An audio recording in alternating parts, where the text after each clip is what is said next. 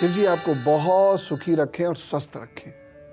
और मैं बात भी आज स्वास्थ्य की कर रहा हूं। मैं उन हाथों को दिखाना चाहता हूं जो किसी गंभीर रोग से ग्रस्त हो सकते हैं, और समय रहते यदि आप अपने अंदर उन लक्षणों और रेखाओं को पहचान लें तो आप निश्चित रूप से अपने व्यवहार और अनुशासन से और शिव जी की कृपा से उन रोगों से बच सकते हैं।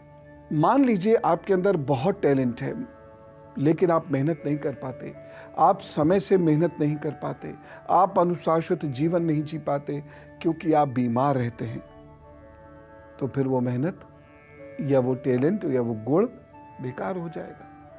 बहुत सारे लोगों की किस्मत में भाग्य रेखा तो होती है, अच्छी भाग्य रेखा होती है, लेकिन कहीं वह बीमारी से बाधित होती है। कुंडली में भाग्य पक्ष मान लीजिए बहुत अच्छा है भी, लेकिन मुख्य ग्रह कमजोर हो जाने पर जीवन में बीमारी की वजह से आपको नुकसान उठाना पड़ेगा और आपकी गति में बाधाएं उत्पन्न हो जाएंगी। इसलिए पहले से समझ लीजिए कि कहीं आपका हाथ वो हाथ तो नहीं है जहां बीमारियों से बाधाएं उत्पन्न हो जाती हैं, भाग्य रुक जाता है, चमक नहीं पाते, गुण फीके पड़ जाते हैं। आइए मैं आपको एक एक कर दिखाता हूं। जब ये बुजुर्गवार कहते हैं कि तंदुरुस्ती हजार नियामत है, तो ये ऐसे ही नहीं कही जाती है।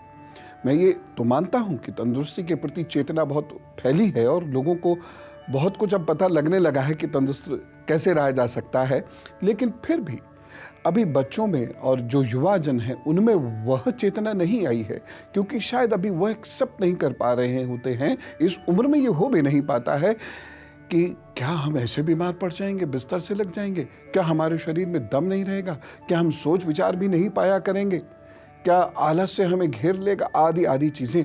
और इसकी वजह से वो ये इमेजिन नहीं कर पाते हैं कि उनकी तरक्की रुक सकती है। गुण बहुत है, निखर नहीं पा रहे। यदि आपकी जीवन रेखा पर कहीं भी इस तरीके की चीजें आ रही हैं या जीवन रेखा पर इस तरीके की लाइनें आ रही हैं या जीवन रेखा पर बीच में से जीवन रेखा गायब होकर इस तरीके से एक आइलैंड सा बन जा रहा है, या फिर जीवन रेखा कहीं बीच में से टूट रही है, या फिर यहाँ पर बहुत सारी ऐसी ऐसी रेखाएं आ रही हैं, या यहाँ से कुछ रेखाएं इसको काट रही हैं, या यहाँ से कुछ रेखाएं इसको काट रही हैं, तो ये मान के चलिए कि आपके गुण आपकी बीमारी में दब जाएंगे। क्यों? इससे क्या होगा? इससे उत्पन्न होगी वीकनेस। बस इस वीकनेस का ऑफशूट क्या है? आलस्य। और यह आलस्य क्या शुरू करता है? Physical retardation. आप उठेंगे नहीं, काम ही नहीं करेंगे, बस यही समझ लीजिए कि चीजें कमजोर होनी शुरू हो गई। अब हमने क्या सोचा है कि बस शरीर दुरुस्त रहे, पेट दुरुस्त रहे, सब कुछ ठीक, हृदय दुरुस्त रहे, सब कुछ ठीक ना। मन भी बहुत महत्वपूर्ण है, लेकिन मैं आपको अभी बताता हूं उसके बारे में। तो आपने नाखून और जीवन रेखा को तो देख लिया, लेकिन हृदय रेखा और सबसे महत्वपूर्ण है मस्तिष्क रेखा, क्योंकि मस्तिष्क ने साथ नहीं दिया तो सब कुछ धरा रह जाता है। इसके बारे में भी मैं आपको बताऊंगा। यह विषय बहुत ध्यान से सुनने का, और जैसे मैंने अभी आपसे रिक्वेस्ट भी की, बहुत ध्यान से सुनिएगा और स्वयं को बदलने के लिए तैयार हो जाइएगा। अब मैं आपको हृदय रेखा के बारे में बताता हूं, बहुत ध्यान से सुनिएगा, क्योंकि हृदय संबंधी व्याधियां, परेशानियां बढ़ रही हैं, और एक बार ये हो जाए तो फिर डॉक्टर साहब क्या कहते हैं? आराम करना। और जीवन में आराम करोगे तो राम का काम कब करोगे? और जब राम का काम नहीं करोगे तो आपका जीवन सुखी संपन्न कैसे होगा? आइए हार्ट लाइन को देखिए। आजकल हृदय के रोग बहुत फैल रहे हैं और बच्चों में भी ये फैल रहे हैं। खैर, मैं गंभीर हृदय रोग की बात नहीं कर रहा।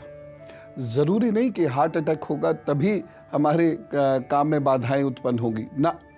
जब हृदय कमजोर पड़ने लगता है, हृदय का एक बहुत महत्वपूर्ण काम है पंपिंग, बहुत महत्वपूर्ण काम है ये पंपिंग। जब भी हृदय कमजोर पड़ने लगेगा तो ये पंपिंग डिस्टर्ब होने लगती है।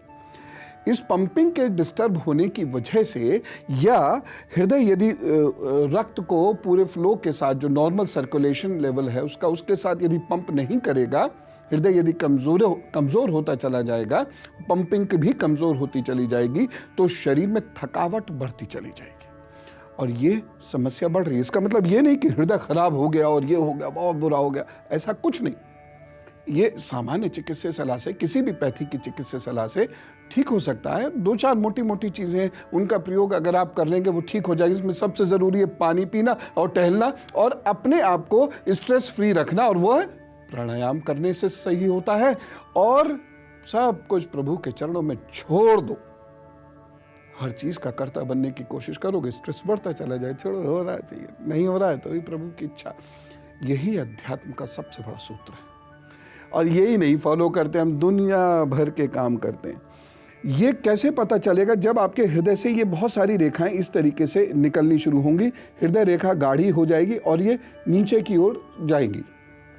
सभी माँओं से भी मेरा रिक्वेस्ट है कि बच्चों में भी देखें, और बाकी लोगों से भी मेरी रिक्वेस्ट है कि वो देखें।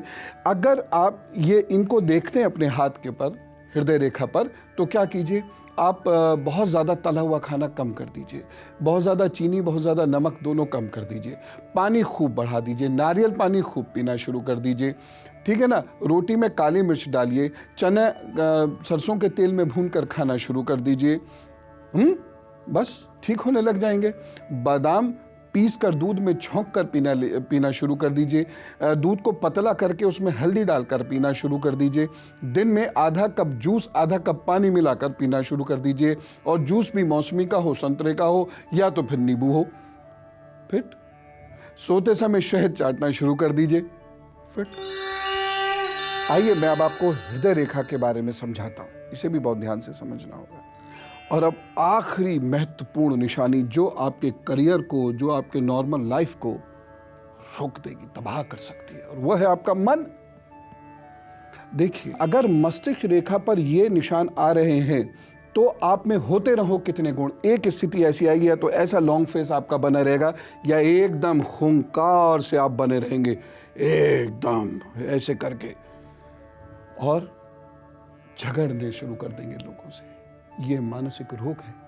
जब आपका गुस्सा, आपका चिड़चिड़ापन, आपकी उदासी आपके हाथ में नहीं हो, तो ये मानसिक रोग होने के, शुरुआत होने के लक्षण हैं। क्या करेंगे?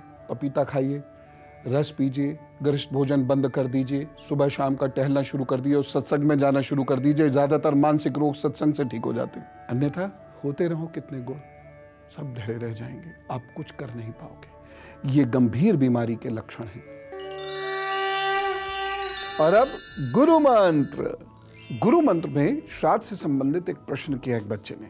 वो बच्चे ये कहते हैं कि हम बाहर पढ़ रहे हैं, मैं हॉस्टल में पढ़ रहा हूँ और मैं वहाँ इस प्रकार से श्राद्ध नहीं कर सकता, झिझक भी लगती है, और दूसरी बात, जो श्राद्ध का समय होता है उस वक्त मैं क्लास में होता हूँ। आप क्लास में होते हैं, एक जेन्युइन बात है, आप बिल्कुल क्लास को ही तरजीह दीजिए और क्लास में ही अपना ध्यान चित्त लगाइए। दूसरी बात, झिझक की ना, अपनी परंपराओं पर विश्वास रखिए। जिस व्यक्ति को अपनी परंपरा पर विश्वास नहीं है, उसे अपने ऊपर विश्वास कैसे हो सकता है?